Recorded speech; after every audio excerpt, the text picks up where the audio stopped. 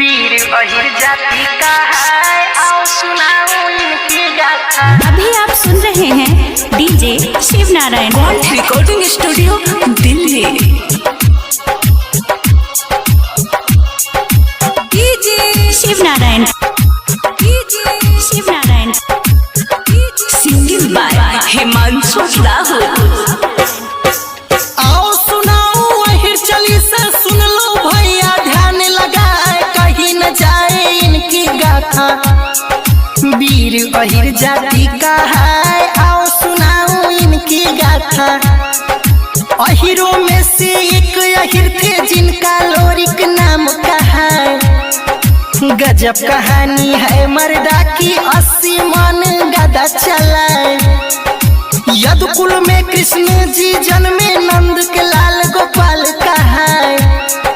जानत है सब दुनिया, खीसा गोवर्धन पर्वत दिए उठाए।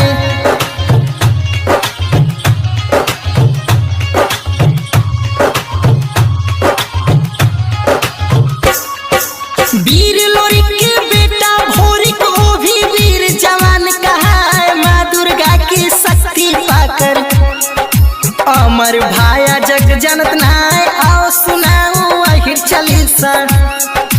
आल्हा उदल भी वीर अहिर थे, मोहबर किला दिए बनाए। सरदा मैया के चरणों में अपना गर्दन दिए झुकाए। बैजू नामक एक अहिर थे, बन बन जाके गाय चराए। भोले बाबा को पीट पीट कर लिए एक दिन प्रकट कराए। DJ Shiv Narayan, DJ